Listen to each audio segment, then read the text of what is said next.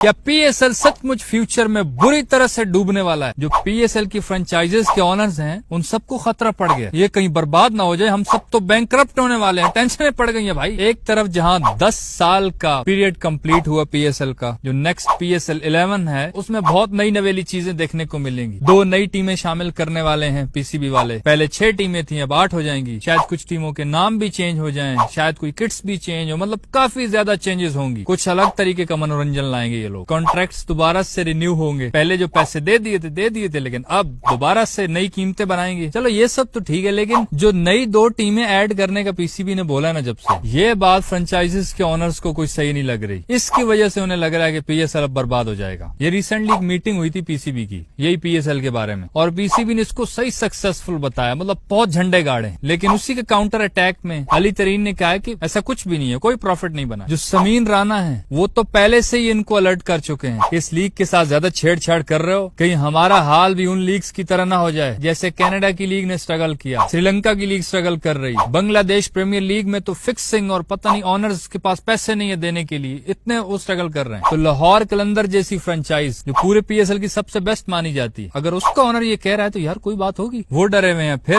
राशिद लतीफ ने भी इस मीटिंग के बाद ट्वीट किया था कि ये जो नॉन क्रिकेटर्स क्रिकेट को चला रहे हैं ना, इन लोगों की वजह से पीएसएल बर्बाद हुआ है। इस मीटिंग को पीसीबी ने तो बहुत सक्सेसफुल बताया। उनके हिसाब से 647.25% लाइव स्ट्रीमिंग इंक्रीज हुई है पीएसएल 9 की निस्बत पीएसएल 10 में, और 48.5 बिलियन मिनट्स देखा गया है लाइव स्ट्रीम में। वो साइकोलॉजिकली किसी चीज को बड़ा दिखाने के लिए बिलियन, अब आगे मिनट्स भी तो देखो ना, मिनट्स लगाए हुए हैं, तो शुक्र है सेकंड्स में नहीं गिनती करवाई, वरना गिनती खत्म हो जाती। और 511 मिलियन व्यूज आए हैं पीएसएल के प्लेऑफ्स और फाइनल में लाइव स्ट्रीमिंग प्लेटफॉर्म के ऊपर जो पाकिस्तान में देखे गए। माशाल्लाह इतनी डिटेल्स बता रहे थे, थोड़ा पैसों का भी बता देते हैं, सारा दूध का दूध और दही का दही हो जाता है।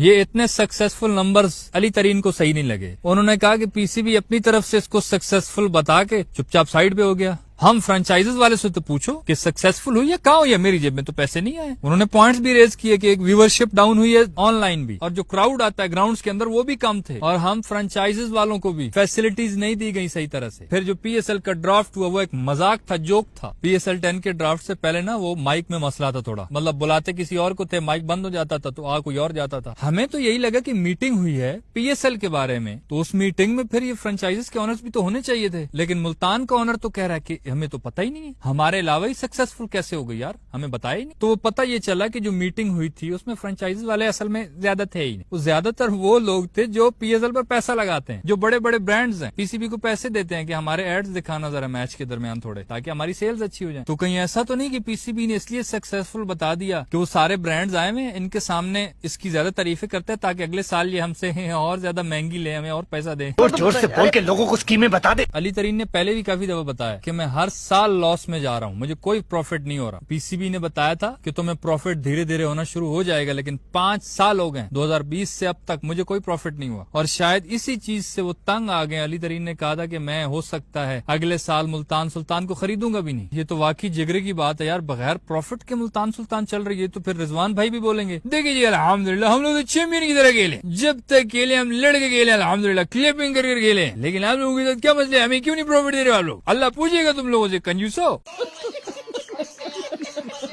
वैसे फ्रेंचाइजीज के ऑनर्स को इतना मसला नहीं है, लेकिन ये जो 2 नई टीमें ऐड हो रही है ना, इसकी वजह से ज्यादा मसला बना हुआ है। समीन राणा ने रिसेंटली एक पॉडकास्ट के अंदर ये बातें की थी कि अगर आप 2 नई टीमें ले भी लेते हो, फर्ज करो कि एक टीम को आप बेच देते हो 20-25 मिलियन डॉलर, यानी पाकिस्तानी 5.5-7 अरब रुपए बनते हैं, आप इतने पैसे एक टीम से ले लेते हो, तो दोनों टीमों से आप पैसे तो अच्छे खासे ले लोगे, लेकिन उनको प्रॉफिट कैसे दोगे, क्योंकि जो ब्रॉडकास्टिंग राइट्स हैं वो अपनी पीक पे आ चुका है, यानी ब्रांड्स वाले आपको इससे ज्यादा पैसा नहीं देंगे अभी इतनी आसानी के साथ कि और ज्यादा पैसा ले लो। तो जब ज्यादा पैसा नहीं आएगा तो वो जो 2 टीमें नहीं लाओगे उनको पैसा कहाँ से दोगे, उनका तुम इतना पैसा रख लोगे तो वो बेचारे तो बैंकरप्ट हो जाएंगे, उनको प्रॉफिट नहीं दोगे तो। और इससे सिर्फ उन पे असर नहीं पड़ेगा, हमारा पाकिस्तान का ब्रांड ये खराब होगा, पीएसएल नीचे आ जाएगा। समीन राणा ये भी कह रहे थे कि मैं तो पिछले 8 साल से रो रहा हूँ, बार बार जब भी कहता हूँ तो ये नई तरह की अफवाहें फैला देते हैं कि शायद फ्रेंचाइजीज वाले रो रहे हैं जानबूझ के, लेकिन इनको समझ नहीं आ रही है कि ये कितना गलत करने जा रहे हैं और शायद पीएसएल बर्बाद हो सकता है इससे। फिर वो पीएसएल के बारे में एक फेमस चीज भी चली हुई है ना कि इसको बाहर मुल्क ले जाएंगे, लंदन में ड्राफ्ट करवा लेंगे, आधा पीएसएल बाहर शिफ्ट कर देंगे तो उससे प्रॉफिट आ जाएगा। ये सवाल भी हो तो उन्होंने कहा कि ये सिर्फ हवा में तीर चलाने वाली बात। क्या साबित करना चाहता है तू, क्या साबित करना